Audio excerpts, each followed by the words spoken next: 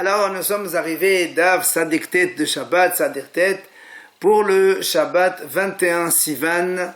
Nous sommes arrivés à la première ligne, Tano Rabanan, donc Hachamim enseigne. Yederot Tartonot, Shetechelet, Shel Algaman, Shetolat Shani, Shel Shesh. On a dit qu'en fait il y avait deux types de tentures qui recouvraient le Mishkan. Hachamim enseigne que la tenture inférieure, elle était composée donc de laine en bleu azur, en rouge pourpre et en rouge écarlate, avec du lin. Et après il y a une deuxième couche, donc une deuxième tenture composée au-dessus. Elles étaient faites avec les poils de chèvre. Et la Gemara dit,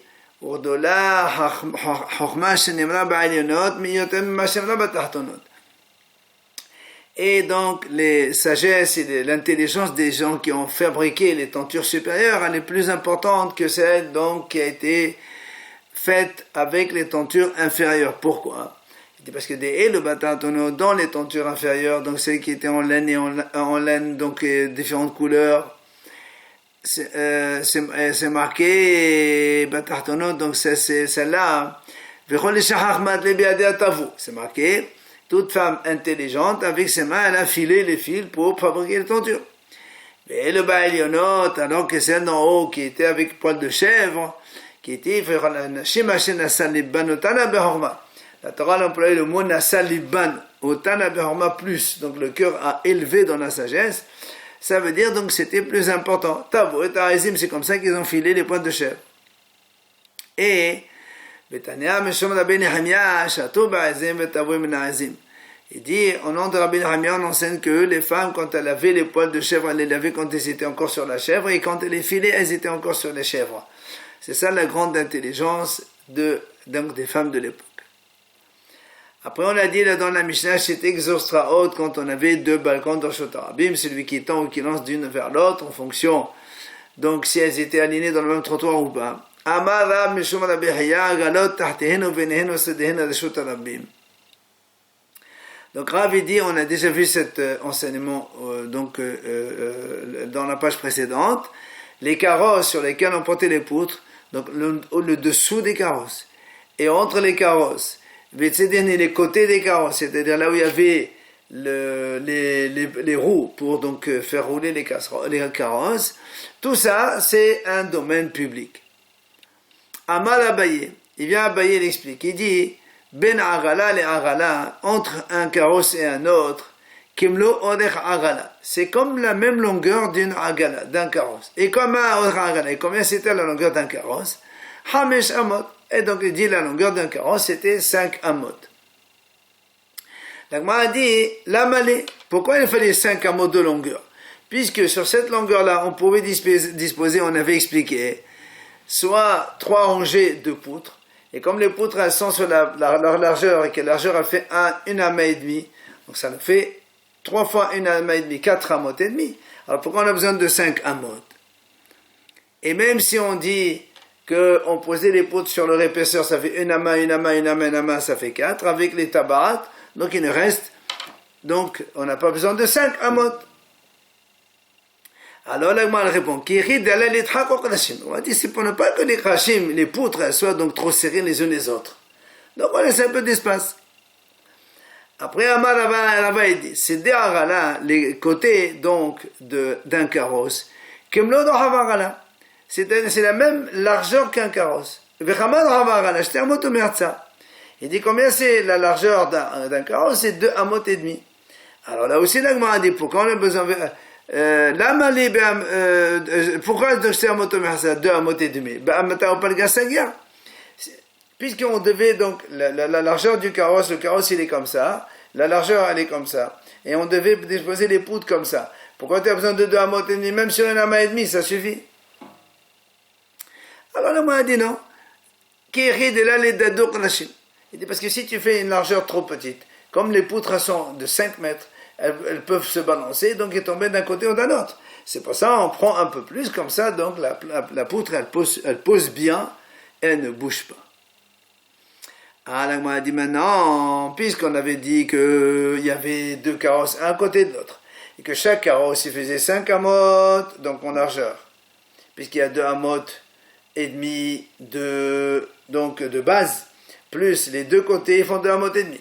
Et 2 amot et demi de l'autre carrosse, ça fait 5 amot, donc 5 et 5 amot, ça fait 10 amot.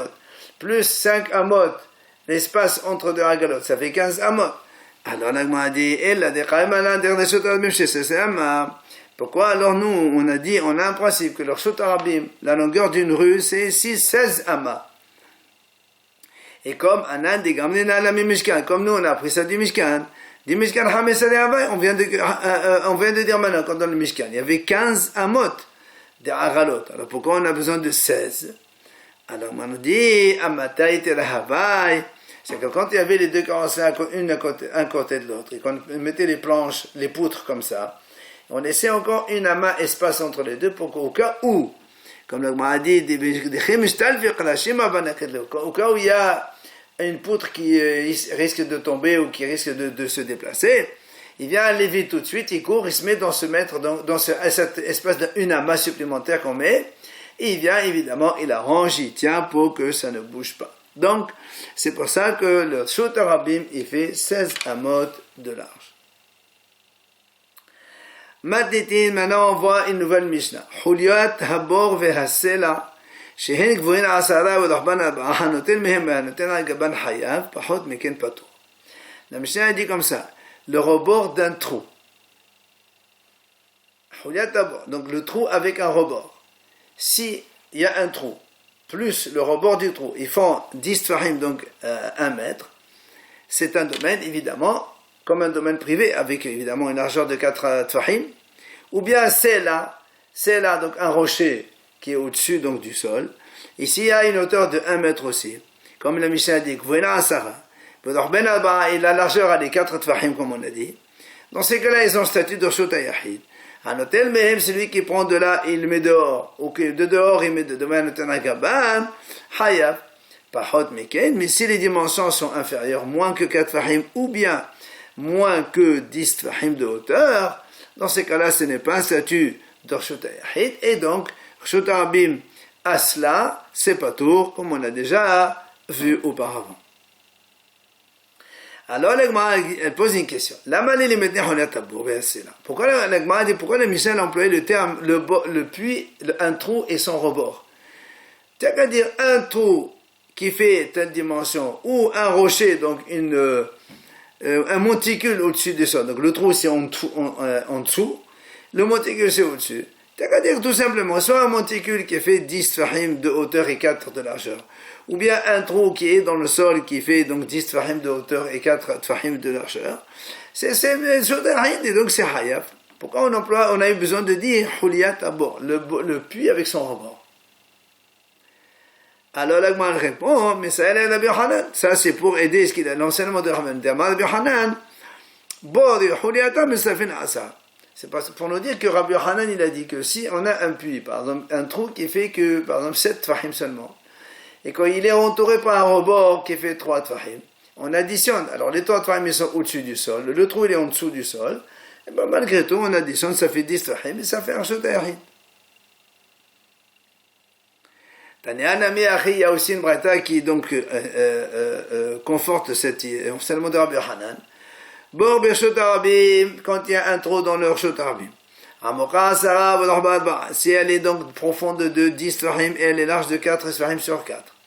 Donc c'est un statut de Reshut HaYachid. Dans ces cas-là, on n'a pas le droit de puiser de l'eau de ce puits-là pour le sortir parce que c'est Reshut HaYachid. Reshut HaRabim, c'est un seau.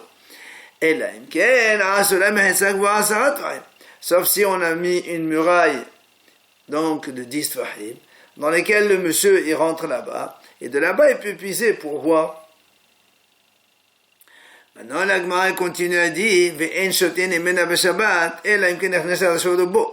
si maintenant quelqu'un il y a un trou avec de l'eau, il veut boire, il n'a pas le droit de lui il est dans Shotarabim, il va boire dans donc ce domaine de Shotarahid, parce qu'on a peur qu'après il va déplacer des choses.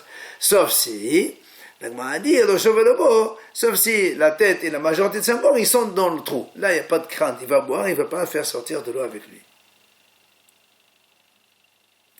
Et la braïta, elle continue, c'est ça ce qui nous réconforte à nous. On voit mais ça fait la asara, comme on a dit donc avec Rabbi Yochanan, un puits, un trou avec son rebord, les deux auteurs peuvent s'associer pour faire 10 tfahim et donc définir un domaine privé, Reshut HaYachid, comme on a dit.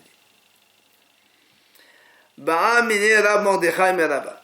On ramène ici Rab Mordechai. Il a posé une question à Rabba. Il lui a dit, si on a un mot de Reshut HaRabim, si on a un poteau, on va dire comme ça, une colonne, donc Reshut HaRabim, et cette colonne, Gabo Asar, elle a une hauteur de 1 mètre et elle est large de 4 sur 4 fahim. Donc c'est un véritable Reshut HaYachid qui est dans Reshut HaYachid. Vezarak Venahan Gaba. Et quelqu'un, il a lancé un objet et ça s'est posé sur cette colonne. Il est dans la rue, il a lancé, il s'est posé sur cette colonne. Mao, la Gemara a posé une question. C'est quoi cette question? Est-ce que, Mi Amrinan, Hare Akira Beso, Hare Anaha Beso. Quand il a fait la Akira, il a fait dans Reshut HaRabim. Quand elle s'est posée dans Reshut HaYachid. Donc c'est assourd, Hayab. Ou Dilma, ou bien tu vas me dire non. Qui m'a dit, maman, complètement là. Il dit, mais si on lance un objet, même si on est dans la rue, et si le poteau, il est par exemple à ce niveau-là, l'objet, pour se poser là-dessus, il est obligé de venir un peu plus haut. Or, quand on vient de là, on est ici au-dessus de 10 tfahim de 1 mètre, et nous on a dit que ça s'appelle, dans Reshut HaRabim, quand on est au-delà de 1 mètre du sol, ça s'appelle Mekompeto.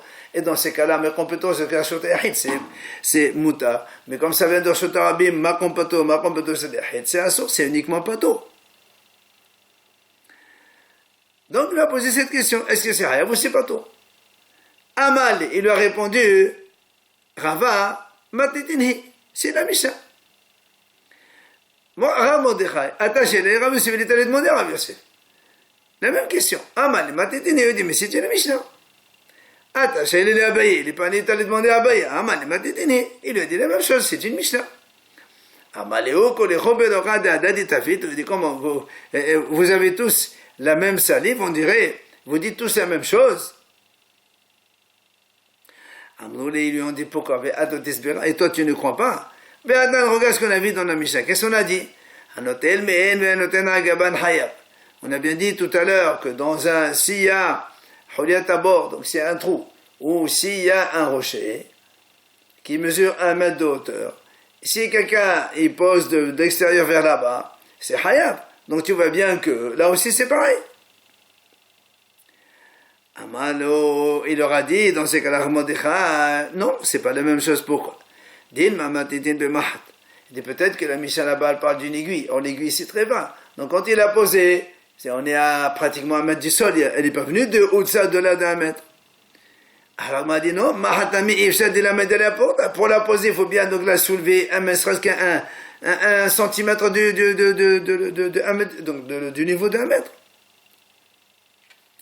Alors là, il dit non, les mourchins, peut-être qu'en fait il y a une petite excroissance et il n'a pas eu besoin de la mettre au-dessus de 1 mètre. Et comme s'il y a une petite excroissance, comme si ça s'appelle Hor Reshut HaRabim, puisque le Sela c'est Reshut HaYachid, pardon. Et donc nous aussi, quand on met dans un trou de Reshut HaYachid, c'est comme le Reshut HaYachid. Et donc il n'y a pas besoin de l'élever plus que 1 mètre du sol. Et il a mis de la même ou encore peut-être qu'il y avait un sillon dans le rocher. Et lui, il a posé l'aiguille là-bas, et donc il n'a pas soulevé au-delà de 1 mètre. Donc c'est pour ça que Rav Mordechai leur dit, notre Mishnah que vous m'avez dit, c'est pas une preuve, elle donne pas une réponse à ce qu'on a posé comme question. Rabbi Yohanan, Amar Rab Meisha. Il a dit Rab Meisha, Rabbi Yohanan, il a posé la question suivante. Il a dit, si on a Kotel de Reshut HaRabim, si on a un mur dans Reshut HaRabim, il est haut d'1 mètre, donc ça c'est bon, mais il n'est pas large de 4 tfahim. Donc déjà, c'est pas un Reshut HaYachid, c'est un Makompeto. Mais, ou Mokav les Carmélites, c'est un Reshut HaYachid. Comme il y avait, imaginons, une sorte un grand parc ou une grande forêt que c'était carmélite, et comme on est entouré avec ce mur-là, ça devient Reshut HaYachid. Maintenant, il a lancé un objet, il est tombé sur le mur. La question de Rabbi Yohanan, elle est, est-ce qu'on va dire, vu que quand on a lancé l'objet, il est tombé sur le mur, et le mur, nous on a dit tout à l'heure qu'il n'a pas une largeur de 4 tfahim, donc le mur lui-même, il s'appelle Makompeto. Et donc c'est Muta. Odilma, maintenant, ou bien tu vas me dire, non, puisque le mur maintenant, il est devenu le mur d'un domaine privé, lui aussi le mur, il a un statut de domaine privé, donc c'est Hayab. Amar Ola, il vient, il répond, il lui dit, Qalwa Homer. Bien sûr, il lui dit. Si déjà la ahirim, si le mur qui n'était pas donc valable en tant que mur lui-même, il est devenu maintenant un mur d'un domaine privé. Il a fermé le domaine privé, c'est devenu un shutahid. A fortiori que pour lui aussi, ça devient une véritable mehetza pour lui-même. Et donc, c'est shutahid et c'est hayab. Et Ma'anami, et l'Agman ramène un autre enseignement, qui donc appuie cela. Amar Rabbi Hiya Balashi Amar Rabbi, il a dit Rabbi Hiya au nom de Rabbi Hanan Amar Rabbi Hanan. Kotel Beshut Rabim, un mur qui se trouve dans Shut Rabim Gavoa Asara, il est haut de 1 mètre, mais il n'est pas large de 4 tfahim. Au Mokav les Kalmélites, donc il a entouré un endroit de Kalmélites avec cette muraille donc de ce mur-là, il est devenu Shutahid. Azorer Onar Gabar Hayab, là il dit clairement, celui qui lance et que ça tombe sur le mur, il est Hayab. Pourquoi? Parce que la ahirim, c'est mahita. La asmana khashkin, si déjà pour les autres, c'est pour le domaine privé qui n'était pas avant en domaine privé, ce mur lui a servi de devenir un domaine privé. À lui-même, le mur ne peut pas être un domaine privé. Bah, et Rabbi Yohanan, ramène une autre question de Rabbi Yohanan. Bot tisha, pe'akal memenu hulia, pe'ishtima na'asara. Mao. Il dit comme ça, Rabbi Hanan a posé une question. Il a dit, imaginons un trou qui était profond de 9 tfahim. Donc c'est pas encore shutahid. Seulement, un monsieur est descendu.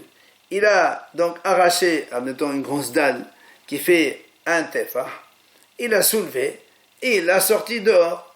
Or, en soulevant la dalle de 1 tefah, le trou qui faisait 9 tfahim, il devient maintenant profond de 10 tfahim. Ça devient shutahid.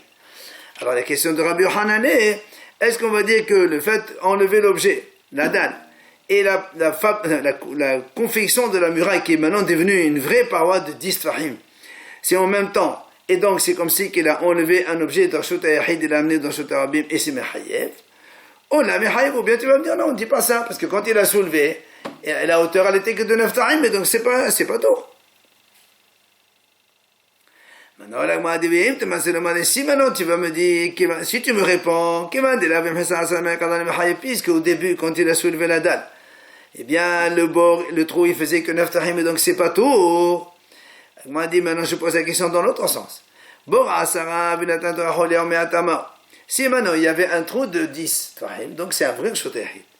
Et qu'est-ce qu'il a fait le monsieur? Il a pris une dalle de l'extérieur, d'un shutahid, mais il l'a posée dans le puits, et en la posant au fond du trou, ben évidemment, puisque la dalle faisait 1 tefah de hauteur, la profondeur du trou ne fait plus que 9 tfahim, mais ce n'est plus un shutahid.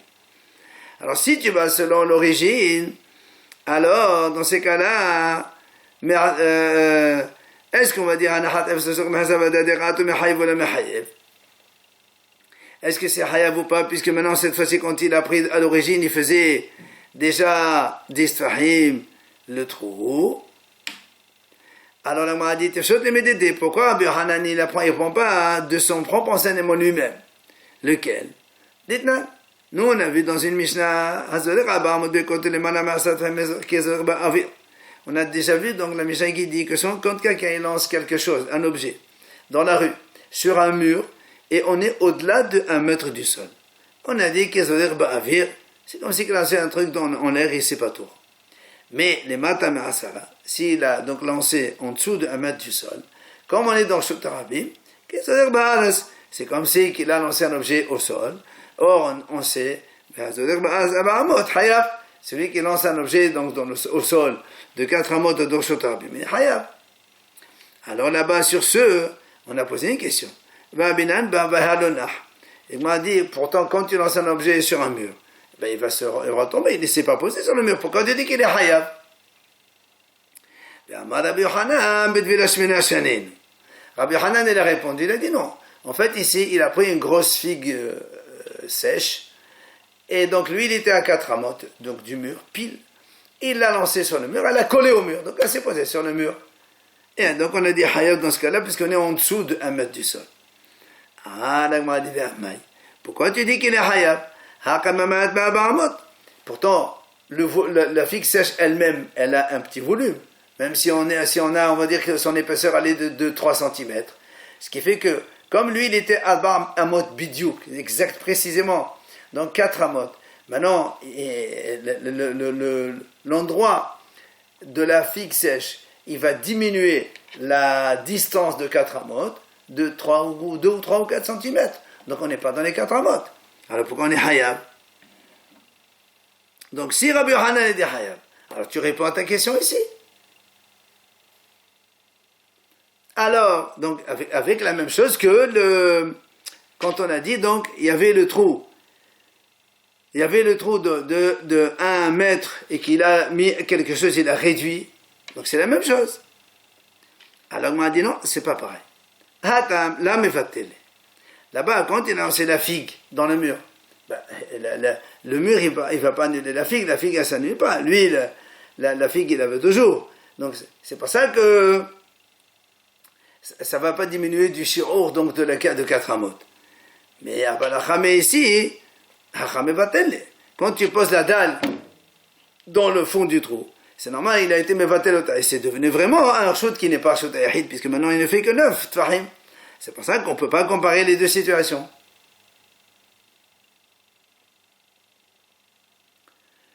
Viens Rabba, il pose une autre question.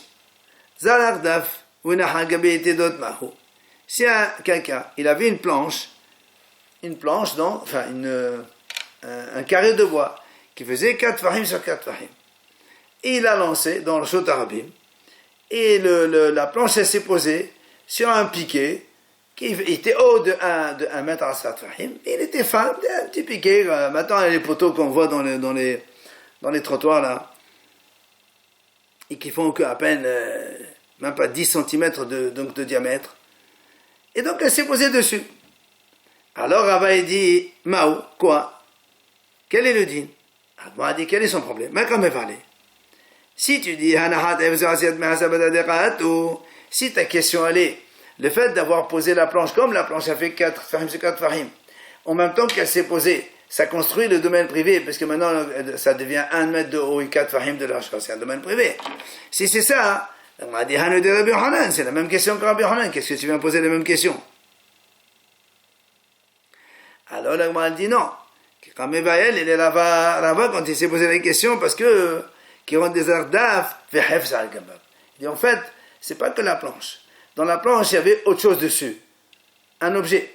C'est pour ça que Rabbi dit, puisque, en même temps, quand la planche s'est posée sur le piquet, il y avait aussi donc l'objet qui était dessus. C'est comme si que quelqu'un il a posé l'objet et en même temps la mehitza s'est faite. Et donc la question, ça est comme Rabbi Yohanan, d'accord. Mais au dilma, ici, étant donné que tu es obligé avant que la planche elle se pose, elle vient d'une hauteur un peu plus importante qu'un mètre. Et donc, peut-être qu'ici, d'abord, la mehitza s'est faite, et après, la chose elle s'est posée dessus. Et dans ces cas-là, il est hayab.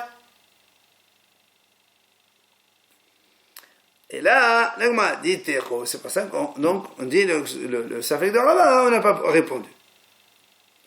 Ama Rabba vient Rabba, il dit maintenant, pshitani, pour moi c'est évident. Maïm al gabi maïm, hayno hanahata. C'est-à-dire, quand il y a de l'eau sur de l'eau, c'est la façon habituelle. Donc, quelqu'un, il prend de l'eau, il les pose ailleurs, et bien, il est hayab, parce que de l'eau, quand on prend de l'eau à partir d'autres eaux, et bien, on fait akhira, et donc, après un ahad dans ce temps, c'est hayab. Et Gozan Gabimaim, là aussi, il dit, pshita, pour moi, quand il y a une noix qui flotte dans l'eau, quelqu'un, il lève la noix de l'eau pour la poser ailleurs, là, ça ne s'appelle pas qu'elle était posée. Il n'y a pas de akira ici, parce qu'elle n'était pas posée. Maintenant, il pose une question. Si maintenant on a une noix qui était posée par exemple sur une assiette, et l'assiette, elle flottait dans l'eau. Et après, on m'a dit, quand on a pris la noix, est-ce que est-ce que tu dis on va selon la noix, et comme la noix était posée sur l'assiette, donc il y a une akira. Et donc il est haya. Ou bien tu vas me dire, non, batal kela, c'est un udilma, batal kela, on va selon l'assiette, mais l'assiette elle flottait dans l'eau. Et donc ça s'appelle pas akela, tiqo. A dit là aussi, on répond pas. Dans le même style, Shemen Agabiyayin, a dit, on a vu cette notion quand il y a un verre, dans lequel il y a du vin, et au-dessus il y a de l'huile. Et donc on sait que l'huile, elle flotte toujours au-dessus. Mais le vin, c'était un vin de Trouma. Alors il dit, Mahlok Rabbi Hanan ben Odevanan, c'était une mahloket, entre Rabbi Hanan et Haramim. Dites-nous, comme l'a dit la Mishnah al-Hamen, Shemen, Shesav Agabiyayin. Il y a de l'huile qui flotte au-dessus, donc du vin de Trouma. Benagat Volium Hashem, il y a un Tvolium. C'est monsieur qui a fait la tvila et donc il n'a pas encore attendu la tombée de la nuit. Il a touché l'huile seulement. Alors, Tanakama dit, l'eau passe à l'Hachem. Il n'y a pas de contact entre l'huile et le vin. Donc l'huile, il flotte, il est comme détaché du vin. Donc l'huile, elle est tamée. Mais le vin trauma, il reste le vin trauma. Rabbi Yochanan, non, shenehem hebbour zelazé. Selon Rabbi Yochanan, il dit les deux, ils sont considérés comme liés. Et donc si maintenant le tvolium, il a touché l'huile, il a rendu tamé l'huile, il a aussi touché le vin, la même chose, eh bien c'est comme ça et le vin, il est tamé. Et donc pour la même raison, on fait pour Shabbat ici. Selon les Haramim, l'huile et le vin, c'est comme la noix qui flotte sur l'eau, donc c'est pas hayab. Et selon Rabbi Yochanan ben Uri, lui il dit que l'huile et l'eau et le vin ils sont mélangés, ça devient une seule chose. Eh bien c'est comme si que la même chose que la noix qui est sur l'eau, qui est sur l'assiette, aussi sur l'eau. Et si quelqu'un il enlève, il est hayab, parce que tu considères que la noix et le keli, c'est un seul. Et donc, il est hayab. Voilà donc ce que dit l'Agma.